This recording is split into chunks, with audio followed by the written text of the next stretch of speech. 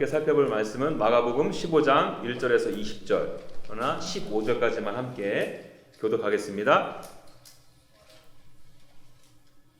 새벽에 대제사장들이 즉시 장로들과 서기관들 곧 온 공회와 더불어 의논하고 예수를 결박하여 끌고 가서 빌라도에게 넘겨주니 빌라도가 묻되 내가 유대인의 왕이냐. 예수께서 대답하여 이르시되 내 말이 옳도다 하시니 대제사장들이 여러 가지로 고발하는지라. 빌라도가 또 이르되 아무 대답도 없느냐. 그들이 얼마나 많은 것으로 너를 고발하는가 하되 예수께서 다시 아무 말씀으로도 대답하지 아니하시니 빌라도가 놀랍게 여기더라. 병자들이며 백성들이 구하되 예수께서 사람을 도와주신 줄 알았더니 밀란을 꾸미고 그 밀란 중에 살인하고 체포된 자 중에 바라바는 자가 있는지라. 우리가 나가서 저희를 구하러 주기를 간구하되 빌라도가 대답하여 이르되 너희는 내가 유대인의 왕을 너희에게 놓아주기를 원하느냐 하니 이는 저가 백성들이 지기로 예수를 넘겨준 줄 알미노라. 그러나 대제사장들이 무리를 충동하여 도리어 바라바를 놓아달라 하게 하니 빌라도가 이르되 그러면 너희가 유대인의 왕이라 하는 일을 내가 어떻게 하랴. 그들이 다시 소리 지르되 그를 십자가에 못 박게 하소서. 빌라도가 말하되 어찌 좋으냐. 무슨 일을 하느냐니 또 소리 지르되 십자가에 못 박게 하소서 하는지라. 다 같이요. 빌라도가 무리에게 만족을 주고자 하여 바라바는 놓아주고 예수는 채찍질하고 십자가에 못 박히게 넘겨주니라. 아멘. 저는 오늘 왕의 침묵이라는 제목을 가지고 하나님의 말씀을 나눌 예정인데요. 저자 마가는 오늘 본문을 통해서 저와 여러분들을 또 다른 재판으로 안내합니다. 1절 말씀이요. 새벽에 대제사장들이 즉시 장로들과 서기관들 곧 온 공회와 더불어 의논하고 예수를 결박하여 끌고 가서 빌라도에게 넘겨주니. 우리는 지난 시간에 불법으로 행해진 사내들인 공회의 재판을 살펴보았습니다. 대제사장이 재판장이 되었고요. 공의의 회원들이 배심원들이 되었으며 예수님이 죄인의 자리에 앉게 된 재판이었어요. 그 재판에서 예수님은요 사형 선고를 받았습니다. 그리고 여러분 기억하시죠? 사내들인 공의의 특성상 사형이라고 정죄하고 결정을 할 수 있지만 그것을 집행할 수 있는 권한은 없었어요. 그 사형을 집행하기 위해서는 로마 총독의 허가를 득해야 했습니다. 그래서 그 야밤에 서둘러서 불법 재판을 열고요. 그 재판이 마쳐진 후에는 바로 로마의 총독에게 달려갑니다. 로마의 총독인 빌라도에게 예수님을 넘기게 되죠. 이 종교자들은 뭐 잠도 없나 봐요. 피곤하지도 않은가 봅니다. 예수님에게 침을 뱉고 주먹으로 때리고 손바닥으로 예수님을 치고는 빌라도에게 그 이른 새벽에 넘겨버립니다. 여전히 예수님의 두 손은 자유롭지가 못해요. 쇠고랑이 채워져 있습니다. 몸은 쇠사슬로 칭칭 감겨져 있어요. 그렇게 예수님은 빌라도에게로 넘겨지게 됩니다. 여러분 오늘 본문이 바로 예수님께서 두 번째 재판을 받는 모습을 보여주고 있습니다. 여러분 이 두 번째 재판의 주요 안건이 무엇입니까? 2절 말씀 여러분들이 한번 읽어주시겠습니까? 시작. 그때 네가 유대인의 왕이냐? 예수께서 대답하여 이르시되 네 말이 옳도다 하시매. 여러분 오늘 이 말씀 보니까 오늘 재판의 주요 안건이 바로 예수님의 유대인의 왕이다라는 안건이에요. 우리가 지난 시간에는요 사내들인 공의의 재판을 통해서 살펴보았죠. 거기서 주요 안건은요 예수님은 바로 하나님의 아들이라는 안건이었어요. 그런데 오늘 재판은 예수님은 유대인의 왕이라는 것이 주요 안건입니다. 여러분 왜 종교 지도자들은 자기들끼리 재판할 때와 빌라도 앞에 재판할 때 안건을 달리했을까요? 이는 조금만 생각해보면 우리가 금세 깨달을 수 있어요. 당시 로마 티베리우스 황제가 유대 변방 지방의 이 총독으로 빌라도를 세우지 않습니까? 그러니까 빌라도는요 로마 황제를 대신해서 유대 지역을 다스리는 최고의 권력자였어요.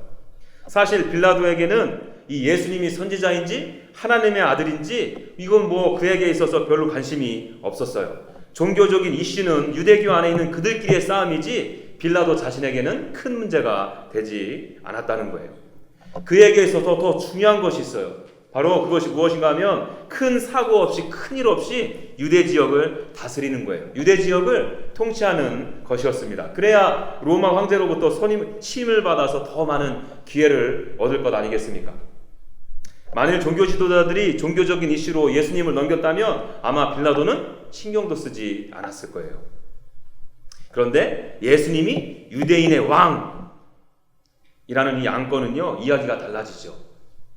로마 황제의 명을 받아서 자기 자신이 지금 총독이 되어서 유대인들을 다스리고 통치하는데 시골 촌뜨기가 유대인의 왕이라니요. 30살 간 넘은 갈릴리 나사렛 출신의 청년이 왕이라니요. 이것은요, 바로 빌라도의 정치 권력에 정면으로 도전하는 행위예요. 그가 갖고 있는 권력에 반기를 드는 것입니다. 그렇기에 빌라도는 예수님께 야, 네가 정말 유대인의 왕이냐? 라고 물어본 거예요.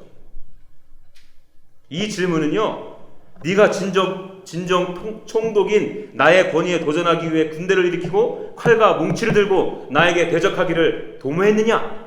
네가 진정 로마의 절대 권력 앞에서 국가의 독립을 위해 유학하기 그지없는 이스라엘 백성들을 선동하여 군대를 조직하였느냐?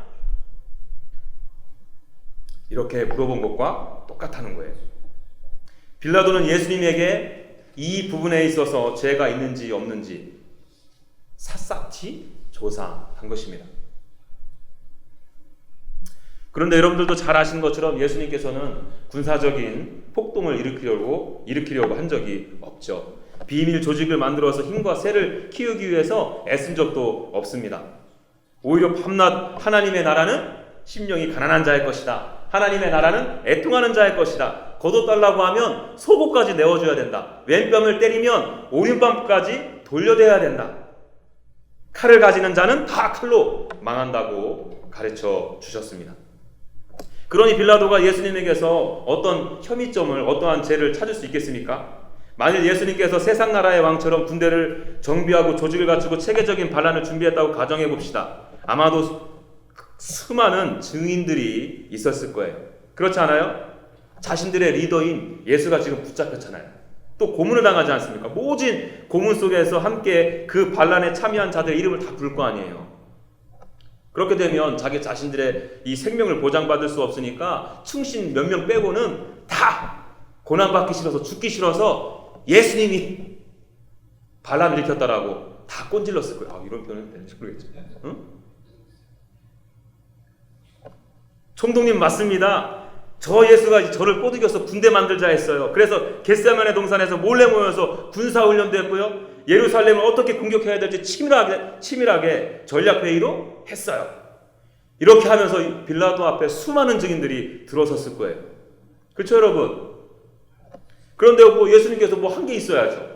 군대를 만들기를 했나, 군사 훈련을 하기를 했나, 전략회의를 했나, 한 게 있어야지. 그러다 보니 증인도 없고 어떠한 증거도 찾을 수가 없었던 거예요. 결국 빌라도는 유대인의 이 왕이라는 죄목으로 붙잡힌 예수님에게서 어떠한 죄도 어떠한 혐의점도 찾지 못한 것입니다. 누가복음에서는 이를 자세하게 다루고 있어요. 누가복음 23장 4절. 빌라도가 대제사장들과 무리에게 이르되 내가 보니 이 사람에게 죄가 없도다 하니. 누가는 이 내용을 뒤이어서 조금 더 강조하는데 더 들어보십시오. 13절에서 15절. 빌라도가 대제사장들과 관리들과 백성을 불러 모으고 이르되 너희가 이 사람이 백성을 미혹하는 자라 하여 내게 끌고 왔도다. 보라, 내가 너희 앞에 심문하였으되 너희가 고발하는 일에 대하여 이 사람에게 죄를 찾지 못하였고 헤롯이 또한 그에게 또한 그렇게 하여 그를 우리에게 도로 보내었도다. 보라, 그가 행한 일에는 죽을 일이 없느니라. 빌라도는 이 사람에게 죄가 없다. 이 사람에게서 죄를 찾지 못하였다. 그가 행한 일에는 죽을 일이 없다. 라고 이렇게 종교 지도자들과 유대인들에게 밝혀주고 있다는 거예요. 여러분, 유력한 용의자를 잡았어요. 그리고 조사했습니다. 그러나 그에게서 죄를 찾을 수가 없어요. 그러면 다음 스텝이 무엇입니까? 무죄를 선언하고 내어보내면 그만 아니에요? 그에게 그냥 자유를 허락해주면 그만 아닙니까? 그런데요, 이 제가 빌라도의 재판 과정을 기록한 이 사복음서를 몇 번이고 읽고 묵상하다가 재미난 사실 하나 발견했어요.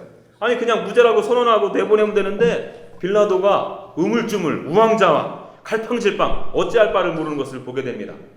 죄 없는 예수님은 풀어주지도 않고요. 그렇다고 사형을 선고하지도 않는 모습을 제가 여기저기서 발견하게 되었어요. 그 내용을 제가 짤막하게 소개해드리려고 하는데요.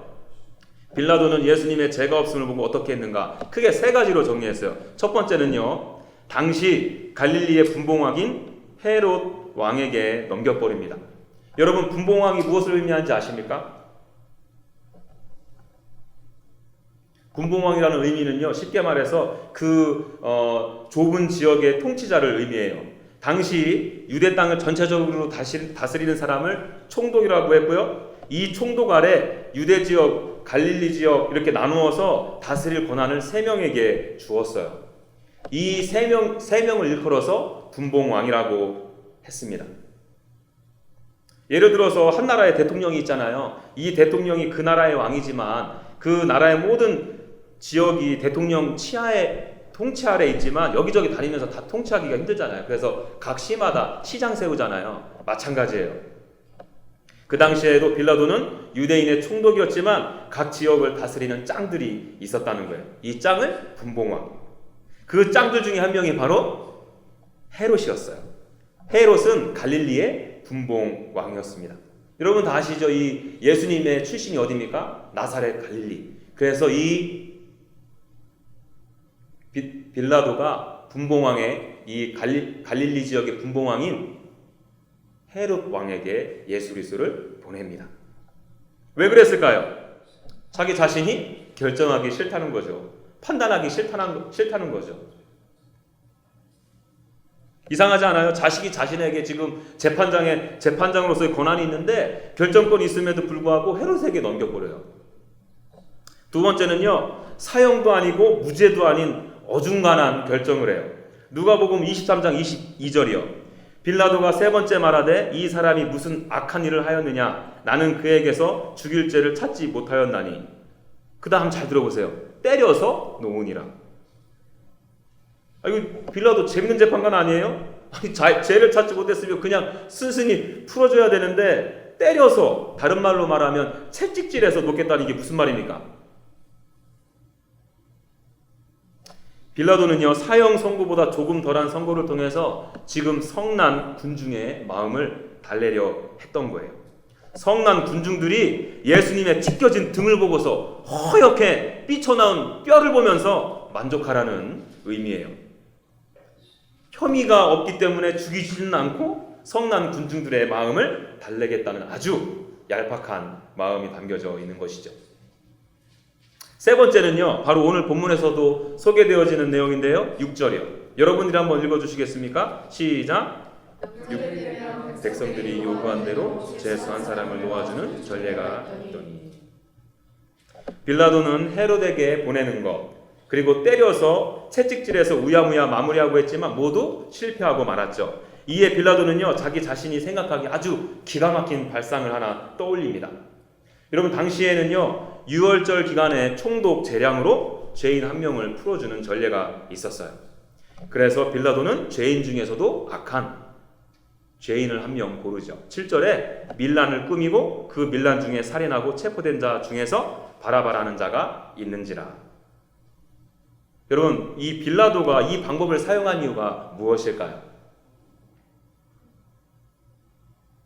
여러분, 빌라도의 속내는요, 이렇게 악한 자와 예수님 중에서 누가 십자가를 질 것인지 그 이스라엘 백성들에게 고르라고 물으면 분명히 그들이 바라바를 선택할 거라고 생각한 거예요.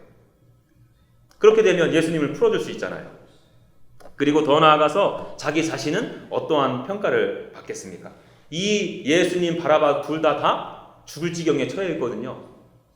근데 그 둘 중에 한 명은 살렸잖아요. 야, 유대인의 총독인 빌라도는 은혜와 자비가 풍성한 분이야. 자기 자신의 이미지 관리까지 할 수 있잖아요. 또 설령 그들이 예수님을 못 박는다 하더라도 자기 자신이 결정한 것도 아닐 뿐더러 자기 자신의 이미지는 지켜낼 수 있었을 것입니다. 빌라도 입장에서는 이거 아주 묘수죠. 여러분, 제가 여러분들에게 빌라도가 예수님에게 죄가 없음을 발견하고 나서 우물쭈물하는 모습을 세 가지로 나누어서 설명을 드렸습니다. 여러분, 이 내용들을 접하면서 이런 질문이 가능하지 않겠어요? 아니, 무죄면 그만, 풀어주면 그만인데 무엇이 빌라도의 결정에 발목을 잡았을까?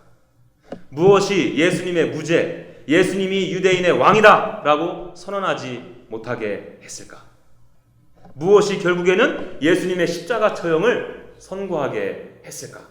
이런 질문이 가능하지 않습니까? 이 질문에 대한 답을 얻기 위해서 제가 병행 구절 몇 구절을 읽어드리겠습니다. 마태복음 27장 24절 초반절이에요. 빌라도가 아무 성과도 없이 도리어 밀란이 나려는 것을 보고. 요한복음 19장 7절. 유대인들이 대답하되 우리에게 법이 있으니 그 법대로 하면 그가 당연히 죽은 것을 그가 자기를 하나님의 아들이라 함이니이다. 이런 유대인들의 강경한 목소리를 들은 빌라도의 감정이 어떠한가 보니까 8절에요. 빌라도가 이 말을 듣고 더욱 두려워하여. 오늘 본 말씀 15절 초반절이요. 빌라도가 이 무리에게 만족을 주고자 하여. 그래서 어떻게 했습니까? 바라바는 놓아주고 예수는 채찍질하고 십자가에 못 박히게 넘겨주니라. 여러분, 이 세 구절들을 종합해보면요, 밀란이 날까봐 유대 백성을 두려워하여 종교 지도자들과 이스라엘 백성들에게 만족을 주려고, 이렇게 정리할 수 있죠. 여러분, 이 구절은요 잘 보셔야 돼요. 이 구절은요 얼핏 보면 빌라도가 유대인들을 너무 사랑해서 그들의 편에 서서 결정한 것 같아 보이거든요. 그러나 실제로는 정반대, 철저히 자기 자신을 위한 결정이었어요. 행동이었습니다. 자신의 권력과 물질과 부를 지켜내기 위한 몸부림에 불과한 모습이라는 거예요. 여러분, 좀 전에도 말씀드렸지만 생각해 보십시오. 유대의 총독으로서 유대 땅을 잘 다스려야 로마 황제에게 신임을 더 얻을 수 있을 것이고, 더 오랫동안 권력과 부와 명예를 지고 흔들 수 있지 않겠습니까? 그런데 빌라도가 다스리는 유대 지역에 밤낮 밀란이 일어나고요, 게릴라전이 일어나는 소식을 로마 황제가 듣는다라고 생각해 보십시오. 로마 황제의 입장에 있어서 빌라도를 믿을 수 있겠어요? 정치 능력에 의구심을 품게 될 것이고 더 이상 그를 총독으로 세우지 않겠죠. 그러면 자연스럽게 빌라도는 유대를 다스리고 통치할 수 있는 총독으로서 더 이상 섬길 수 없게 될 것 아니겠습니까? 이런 이유로 해서 빌라도는 밀란이 일어날까봐 두려워했고요, 그 밀란이 일어나지 않게 하기 위해서 종교 지도자들과 유대인들에게 만족을 주어야 했습니다. 그것이 뭐라고요? 바로 예수 그리스도를 십자가에 못 박도록 내어버린 거예요. 여러분, 빌라도 행동 잘 보세요. 결국 그의 모든 행동의 뿌리는요, 자기 자신이 통치하고 다스리는 유대인들을, 이 빌라도의 행동의 뿌리 있잖아요, 자기 자신이 통치하고 다스리는 유대인들을 위한 행동이 아니었다는 거예요. 유대인들을 사랑해서 그런 게 아니에요. 더더군다나 무죄였던 예수님을 위한 행동도 아니었다는 거예요. 얼핏 보기에는요, 유대인의 왕, 예수님, 하나님 나라의 통치자, 예수님을 인정하는 것 같지만 그렇지 않았다는 거예요. 그런 모습은 1도 찾을 수 없습니다. 그의 모든 선택과 결정은 바로 자기 자신의 나라를 위한 선택과 결정이었다는 거예요. 요한복음 19장 12절이요. 이러함으로 빌라도가 예수님을 놓으려고 힘썼으나 유대인들이 소리질러 이르되 이 사람을 놓으면 가이사랴의 충신이 아니니이다. 무릇 자기를 왕이라 하는 자는 가이사를 반역하는 것이니이다. 여러분, 이 말씀 눈여겨보십시오. 이 말씀을 보시면요, 종교 지도자들의 압박으로 결국에는 빌라도가 십자가형을 선언하죠. 그 압박이 무엇입니까? 총독 빌라도님, 만일 당신이 예수께 무죄를 선언하게 되면 당신은 당신의 왕인 로마 황제에게 반역하는 것입니다. 당신이 바로 로마 황제가 갖고 있는 권위에 도전하는 것입니다. 그렇게 되면 당신은 더 이상 유대의 왕이 될 수 없습니다. 유대를 다스리고 통치할 수 없습니다. 지금 이렇게 압박한 거예요. 결정적인 순간에 빌라도의 판단을 보시기 바랍니다. 그의 속에 무엇이 있는지를 적나라하게 드러나지 않아요? 진정 누가 빌라도의 왕인지 드러나지 않습니까? 여러분, 저와 여러분들에게도 이 빌라도와 같은 모습은 없는지 한번 돌아봐야 되지 않을까요? 여러분, 저와 여러분들의 생각이 이 빌라도를 생각할 때 교회 밖에서 예수님을 부정하는 사람들의 대명사로만 보시면 곤란합니다. 어쩌면 교회 안에도 빌라도와 같이 예수님을 십자가에 못 박는 인생들이 생각보다 훨씬 많을 수 있다는 거예요. 많은 분들이 교회 안에 있죠. 그러나 예수님과는 적당한 거리를 둡니다. 그렇다고 교회를 떠나지도 않아요. 교회를 떠나면 하나님께 두들겨 맞을까 봐 두려워서 교회를 떠나지도 못합니다. 또 그렇다라고 예수님께 완전히 헌신되었느냐, 마음을 들였느냐, 그렇지도 못해요. 그래서 그들이 선택하는 것이 무엇입니까? 바로 적당히 섬기는 것. 일요일마다 억지로 교회 한 번 나오고요, 몇 분 되지도 않은 헌금 좀 하고요, 내가 기분이 좋을 때 교회에 무슨 행사가 있으면 가서 섬기기까지 합니다. 돕기까지 해요. 그러나 여전히 몸과 마음은 교회 반, 세상 반 걸쳐 있습니다. 차갑지도 않게 뜨겁지도 않게 교회 안에 머물러 있다는 거예요. 아주 어중간한 신앙이죠. 엄밀히 말하면 신앙생활이라고 할 수도 없죠. 왜요? 예수님이 그들의 진정한 왕이 아니기 때문에 교회 안에서 행해지는 몇 가지 종교행위로 자기 자신의 불신을 교묘히 가리는 것이니까요. 이들의 민낯이 언제 드러납니까? 그저 교회라는 건물 안에 있는 것으로 내 영혼이 안전하다고 착각하면서 교묘히 세워가던 나만의 나라가 위태로워질 때, 그제서야 비로소 그들의 본색이 드러나게 된다는 거예요. 자기 자신의 부와 명예, 권력에 대한 위기감을 느낄 때, 내가 쌓아올린 나만의 성, 나의 자존심, 커리어, 가족, 이런 나의 성들이 무너져 내릴 때 드러나기 시작한다는 거예요. 그 전까지는 얌전해요. 조용해요. 가끔 환한 미소도 띄웁니다. 다른 사람들에게 비교적 편편도 좋죠. 그러나 나의 나라가 위기감을 느낄 때 그제서야 숨겼던 망치를 꺼내들고 못을 꺼내들고 예수님을 십자가에 못 박는 것이 바로 그들이라는 거예요. 또 3m나 되는 긴 채찍을 꺼내듭니다. 끝이 나비 모양으로 된 날카로운 나부로 된 그 채찍으로 예수님의 몸을 향해서 휑휑 채찍을 가하죠. 모든 살점을 뜯어내버리죠. 예수님의 온몸을 핏덩어리로 만들어버립니다. 여러분, 이런 모습이요, 저와 여러분들에게는 없었으면 좋겠어요. 여러분, 저 역시도 이 말씀을 묵상하면서 얼마나 제 자신을 돌아보았는지 모릅니다. 내가 정말 예수님을 유대인의 왕, 나의 왕이라고 믿는다고 하면서 아직 확실히 결단하지 못하고 나의 왕이신 예수님을 따르는 삶을 살고 있는가? 나는 정말 예수님을 따르기로 결단하고 세상 가운데 예수님이 나의 왕 되심이 드러나는 삶을 살고 있는가?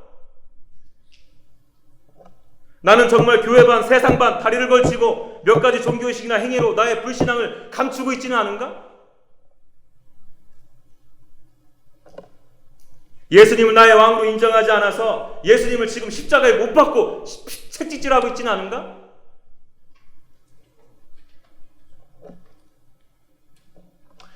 여러분들도요, 이 본문 말씀을 통해서 보여지는 빌라도의 모습이 여러분들 모습 가운데 없는지 한번 생각해 보시고 돌아보는 시간이 되었으면 좋겠어요. 여러분, 누구나 다 그럴 위험성이 있어요. 어느 누가 자신할 수 있겠습니까? 그렇게 늘 두렵고 떨리는 마음으로 내 자신을 들여다보는 것이 너무나도 중요하다는 거예요. 겸손히 주님께, 성령 하나님께 구하십시오. 지금 내 모습을 보여주십시오. 주님께서 그 잘못된 부분을 보여주실 때 다시금 주님께로 저와 여러분들의 마음을 돌리는 것이 너무나도 중요하다는 거예요. 나의 성, 나의 나라, 이 부분들이 무너져야 됩니다. 바라기는 저와 여러분들이 오늘 예배를 통해서 나의 빌라도됨이, 내 심령에 자리 잡고 있었던 빌라도됨이 깨끗이 사라지는 역사가 일어나기를 간절히 소망합니다. 자, 그런가 하면 이제 빌라도가 예수님을 십자가형을 선고한 후를 좀 살펴볼게요. 이렇게 예수님의 유대인의 이 총독이었던 빌라도는요, 자기 나라에 대해서 위기감을 느끼자 본색을 드러내고 예수님을 채찍질하고 십자가에 못 박히게 넘겨주게 되죠. 여러분, 그 후를 살펴보니까 이제는 로마 군인들이 직접 개입하기 시작합니다. 이제 예수님께서 당하시는 수치는 더욱더 거칠어지고 거세져요. 예수님에게 자색옷을 입히고요, 가시를 엮어서 관을 만들어 씌우고요, 예수님께 이렇게 경례까지 하고요, 그리고는 갈대로 그의 머리를 툭툭 치면서 침을 뱉고요, 무릎까지 꿇고 절까지 합니다. 여러분, 로마의 군인들이 이런 행동을 한 이유가 무엇입니까? 정말 예수님을 그들의 왕으로 인정했기 때문에 한 행동이에요? 아니죠. 유대인의 왕이라는 예수님에게 능력을 주기 위함이에요. 유대인의 왕이라면서 아무런 군대 조직도 없고 힘도 없고 오히려 유대인들로부터 배신을 당하고 유대인들의 고소로 인해서 십자가 지게 될 그 예수 그리스도를 조롱하기 위함이에요. 능욕하기 위함입니다.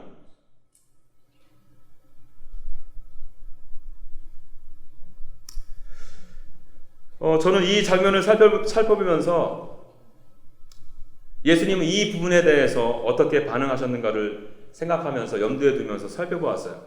이렇게 조롱당하시고 능욕당하시는 예수님은 어떻게 반응했나 하고 보니까 예수님의 반응이 없어요.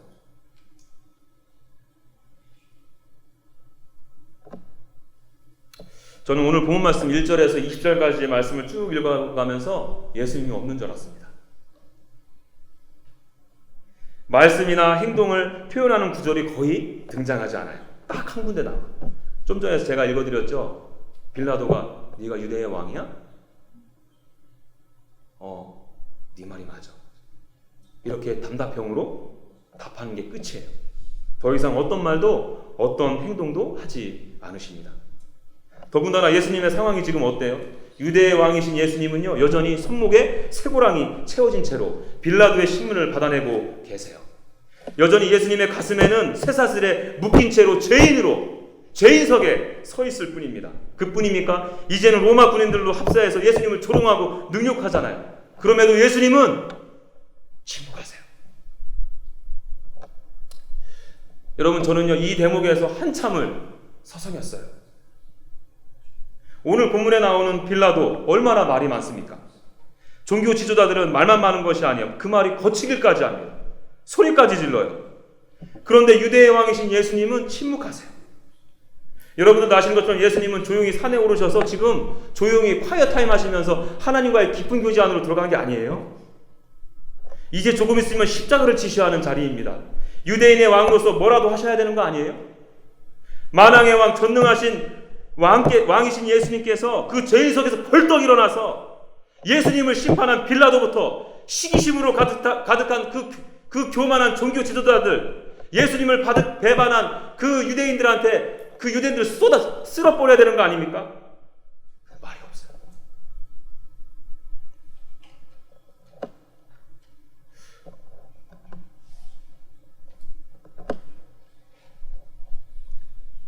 저는 이 대목에서 한참을 서성였어요. 왜 예수님께서는 이렇게 침묵하셨을까?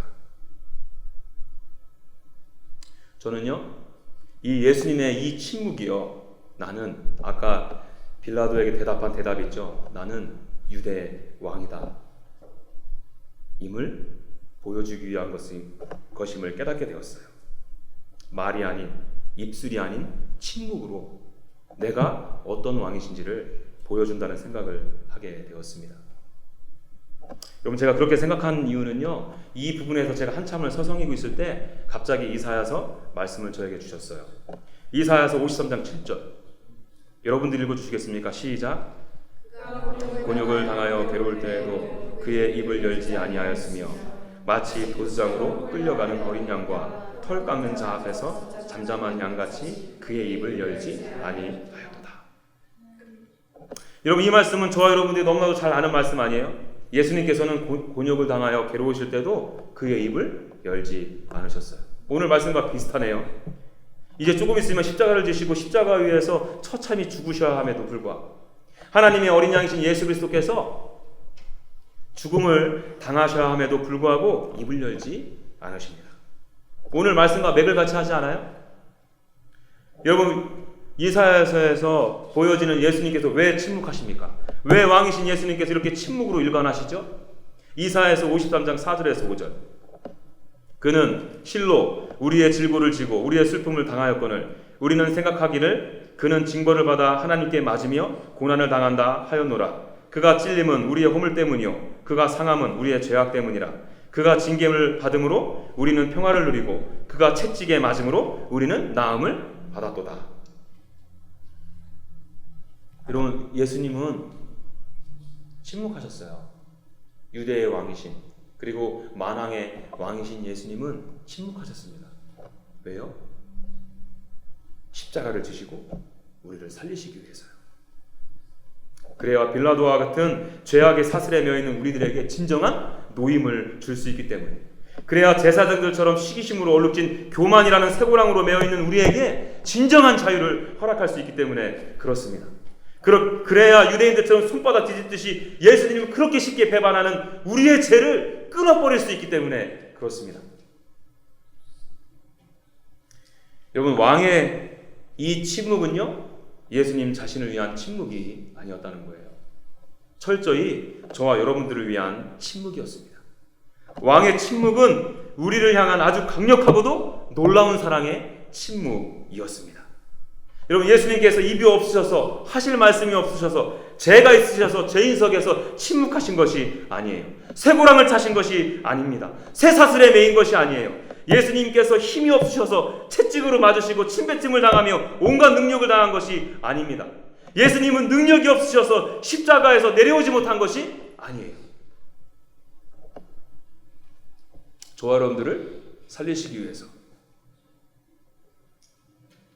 저와 여러분들을 대신해서 하나님으로부터 채찍받기 위해서, 저와 여러분들에게 쏟아질 그 분노의 잔을 우리 예수님께서 직접 받아내시기 위해서.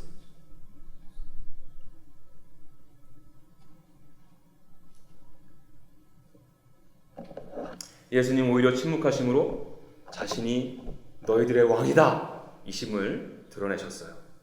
재판장이신 예수님께서 가슴에 쇠사슬에 매여있는 죄인석에 앉아 계실 때에도, 심판장이신 예수님께서 쇠고랑을 차고 십자가를 선고받으셔도, 빌라도의 그 악한 모습에도, 종교 지도자들의 시기심과 교만에도, 유대인들의 배반에도, 로마 군병들의 능욕과 수치 속에서 침묵하심으로 예수님은 내가 너희들의 왕이야 이심을 드러내셨습니다.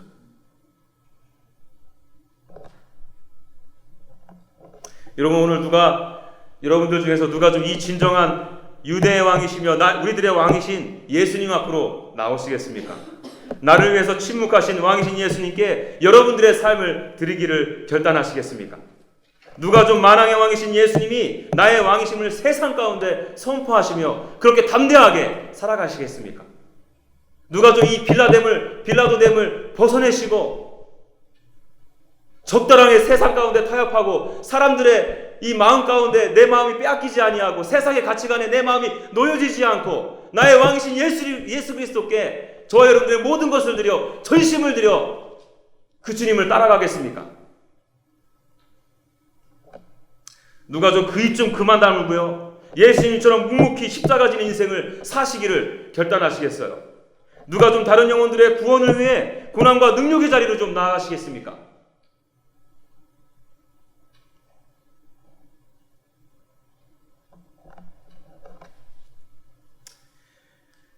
바라기는 우리의 진정한 왕이신 예수님, 나를 살리시기 위해 침묵하신 만왕의 왕이신 예수님이 오늘 이 시간에 저와 여러분들의 왕으로 믿어지는 역사가 일어나길 간절히 소망합니다. 우리 그 마음으로 하나님 앞에 찬양을 나아가시죠.